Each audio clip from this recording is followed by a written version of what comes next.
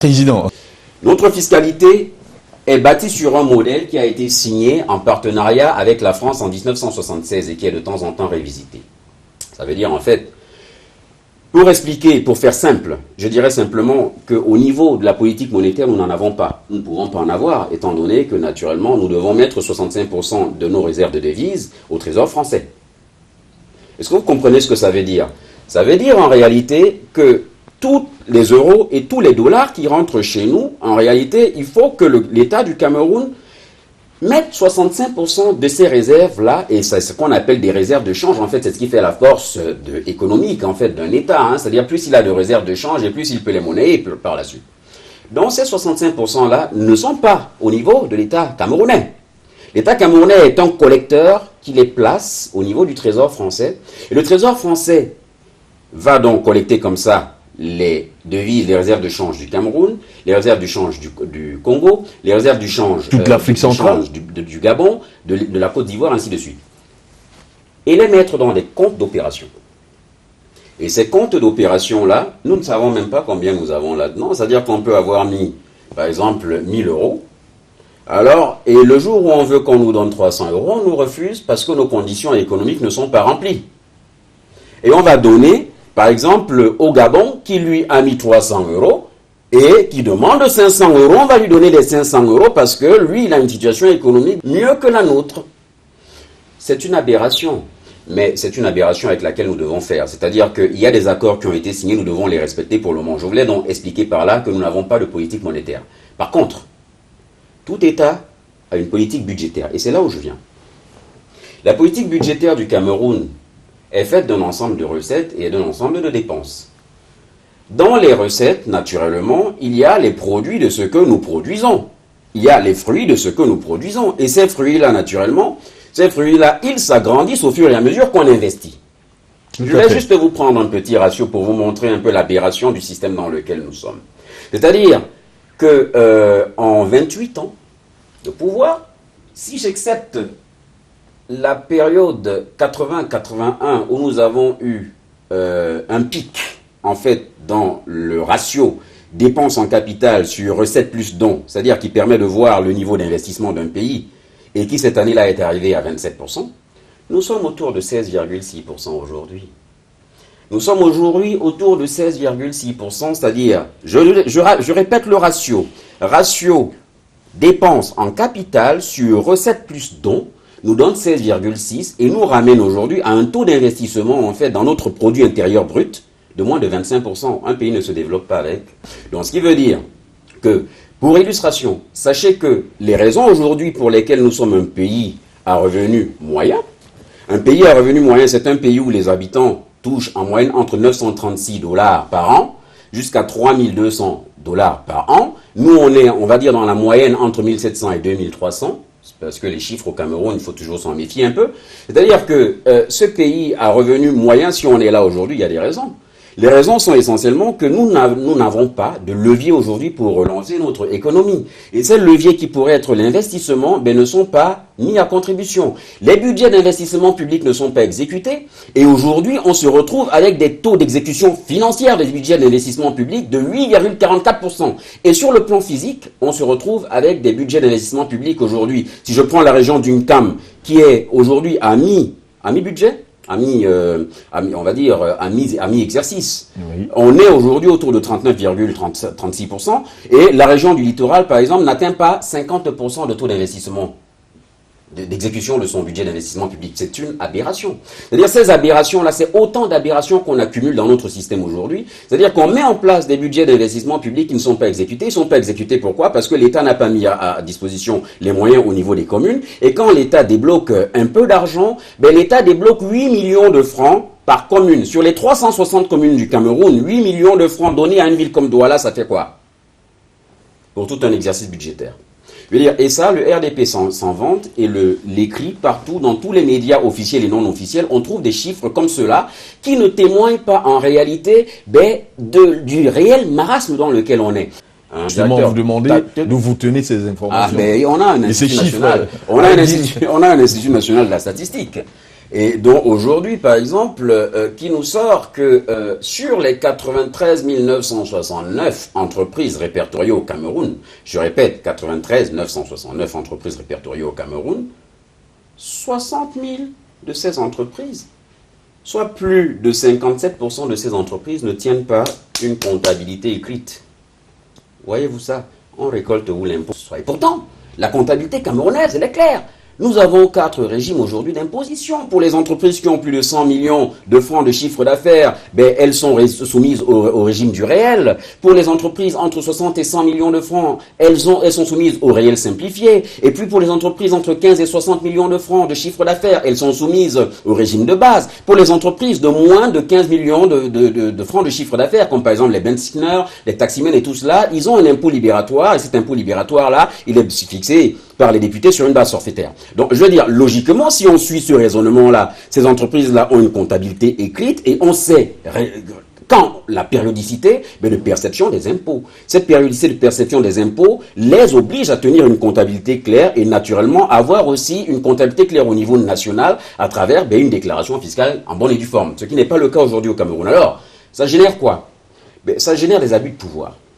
Ça génère quoi? Ça génère une alimentation de la corruption. C'est autant d'éléments qui aujourd'hui ont entraîné le Cameroun dans une gangrène indicible. Moi, je propose quoi? Et à travers moi, le parti politique que je représente propose quoi? Le Cameroun nouveau, pour ceux qui ne le connaissent pas encore, parce que ça va être le nouveau parti en vogue au Cameroun. Et je voudrais vous y voir tous. Nous, on propose une réforme fiscale d'ampleur au Cameroun.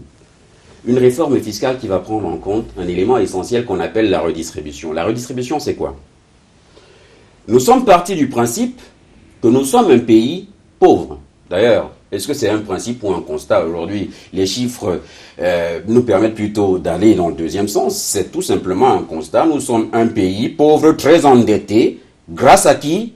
On sait grâce à qui. Je ne reviendrai pas là-dessus.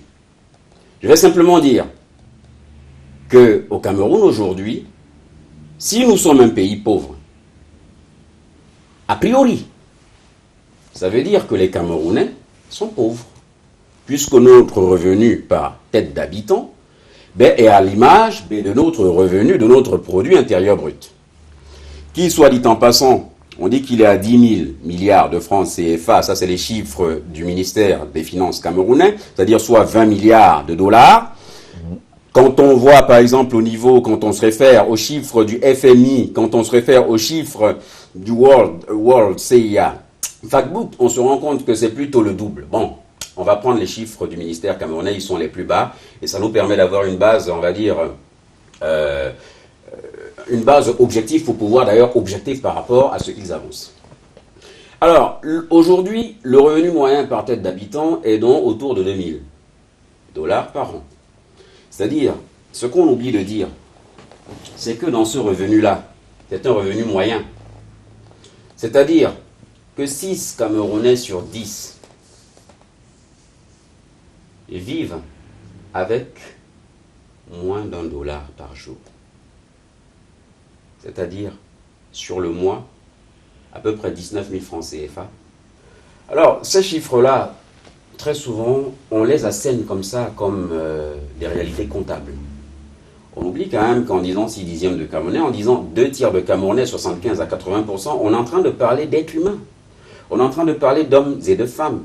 On est en train de parler de frères et de sœurs qui souffrent d'une intense misère, d'une indicible misère. Et ça, pour un homme politique qui a un peu de cœur, et qui pense quand même au devenir de son peuple, je pense que la priorité doit d'abord être de s'occuper de ce peuple-là. Si je prends l'exemple du petit Gabon, je dis le petit Gabon parce que c'est un petit par la taille et ainsi de suite, c'est un pays qui par la taille et puis par le nombre d'habitants est beaucoup plus petit que nous. Mais c'est un pays quand même où le SMIC est autour de 80 000 francs CFA.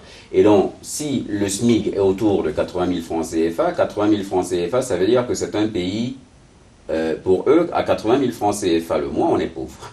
C'est ça le SMIC. Le SMIC, pour ceux qui ne savent pas, c'est le salaire minimum interprofessionnel garanti. Donc ce salaire minimum-là qu'on doit pouvoir toucher, c'est-à-dire c'est ce que, en réalité, une personne c'est-à-dire doit toucher de plus bas dans un pays. À titre de comparaison, au Cameroun, on a un SMIC à 28 500 francs. Bon, il y a déjà une certaine marge. Mais le Gabon vient par exemple de mettre en place une sécurité sociale, c'est-à-dire à travers la CNAM-GLS. Et cette sécurité sociale, elle a été mise en place par une ponction, c'est-à-dire une taxe spéciale qu'ils ont mise en place, qui est de 10% sur les sociétés de téléphonie mobile pour financer en fait la sécurité sociale, c'est-à-dire permettre en fait à tous les Gabonais qui sont pauvres, c'est-à-dire qui ont moins de 80 000 francs CFA par mois, de pouvoir se soigner gratuitement. Nous attendons quoi au Cameroun? Au Cameroun, nous pouvons mettre en place des mécanismes comme cela. Et on nous parle de l'abondance de nouvelles mutuelles qui viennent d'être mises en place. Mais une mutuelle, ça veut dire qu'on cotise. Et si on ne travaille pas, on cotise comment? Quand on sait que 75% de la population camerounaise aujourd'hui est une population à dominante rurale, cette population-là, elle va cotiser à partir de quoi? Je veux dire, il y a des leviers aujourd'hui pour permettre à cette population-là d'accroître son potentiel créatif. Partir en misant sur les ressources humaines d'un pays, c'est faire un pari sur le futur, un pari sur l'avenir. C'est en fait pondérer fortement l'avenir en se disant que si nous donnons les moyens à cette population de pouvoir se développer, de pouvoir apprendre, de pouvoir se professionnaliser, naturellement cette population-là, le cultivateur va apprendre à produire davantage, avec des moyens mécanisés, beaucoup plus importants. Comment est-ce qu'on fait pour qu'il acquiert cela? On le forme. Tout simplement. Regardez l'enseignement technique au Cameroun. Moins de 1000 techniciens par an sortent de nos écoles d'ingénieurs. Moins de 200 ingénieurs sortent par an de nos différents établissements d'enseignement technique et puis de la formation professionnelle. On a au CUS, en moyenne aujourd'hui, 85 médecins qui sortent par an. Cette année, il y en a eu 50. Alors, tout ça, c'est pour vous dire en fait que notre système est bancal, et au titre de la formation professionnelle aujourd'hui, on se retrouve avec 6 instituts de formation publique, 250 privés et je crois 180 SAR. Les SARSM, c'est les sections artisanales et rurales. Alors, donc ces sections artisanales et rurales sont censées aider à développer certains métiers en fait de base, mais en réalité aujourd'hui, le contrat n'est pas atteint puisqu'elles ne font pas leur travail. Pourquoi? Par inadéquation de moyens. Alors, nous on propose aujourd'hui de mettre en place des chambres de métiers. Des syndicats professionnels qui permettront d'encadrer certaines professions et on veut mettre en place des zones de revitalisation économique qui permettront, en fonction des différentes régions, de développer un certain nombre d'aptitudes spécifiques aux régions. C'est aussi cela la décentralisation. La décentralisation, elle aide aussi à accroître le potentiel dans certaines régions, qui n'est pas le même que dans d'autres régions. Par exemple, il y a certaines régions où il y aura beaucoup plus d'aptitudes acquises pour le développement de la menuiserie. Dans d'autres régions, ce sera plutôt l'ébénisterie, et ainsi de suite, la maçonnerie, et ainsi de suite. Donc, c'est autant d'éléments aujourd'hui qui demandent juste, simplement, de faire preuve d'originalité en termes de politique. Alors, je parlais donc de cette réforme-là, qui est une réforme essentielle au niveau de la fiscalité, mais je n'ai pas dit l'essentiel, je n'ai pas dit le fin mot de l'histoire. C'est-à-dire que la redistribution dont je parle, c'est que les Camerounais comprennent. Pour un Camerounais qui a de la chance de travailler, il y en a 8 autres qui ne savent pas de quoi ils vont vivre le lendemain. Ils ne savent même pas s'ils vont manger le soir, ils ne savent même pas comment ils vont se lever. Il faut que les Camerounais sachent qu'au Cameroun, à leur jour d'aujourd'hui, il y a encore un taux de mortalité de 20% pour les enfants de moins de 5 ans. Il faut que les Camerounais sachent aujourd'hui que 663 femmes sur 100 000 meurent encore en couche en donnant naissance aux enfants. Il faut que les Camerounais sachent aujourd'hui que 75 à 80% de Camerounais vivent en fait de sous-emploi. Sous-emploi, ça veut dire que les Camerounais sont des débrouillards. Et quand on me dit que l'économie camerounaise est tertiarisée, c'est-à-dire l'économie camerounaise en général, et tertiarisé, ça veut dire qu'on a 86% de personnes qui travaillent dans les services. Alors là, je dis chapeau. Alors, je dis chapeau parce qu'en réalité, s'il y a 75% qui vivent de l'agriculture et 86% qui travaillent dans les services, ça veut essentiellement dire que ceux qui vivent dans l'agriculture, après, quand ils vont vendre les produits de leur agriculture, naturellement, ils deviennent des commerçants. Et dire que là, on a développé un réseau commercial, je dis, ce n'est pas ce qu'on attend véritablement d'un État moderne. Un État moderne se doit de professionnaliser ses services. C'est ce que des pays comme le Maroc ont compris, des pays comme la Tunisie, les pays comme le Sénégal ont compris et ont mis en place aujourd'hui une professionnalisation en fait de leurs services qui permet aujourd'hui de concurrencer les pays occidentaux. à travers notamment la délocalisation des hotlines. Je dis aujourd'hui que nous pouvons développer des métiers de services à forte valeur ajoutée technologique, et le développement de ces métiers-là est un gage de transition en fait de notre économie vers une économie de services. Et au milieu, accroître notre potentiel industriel.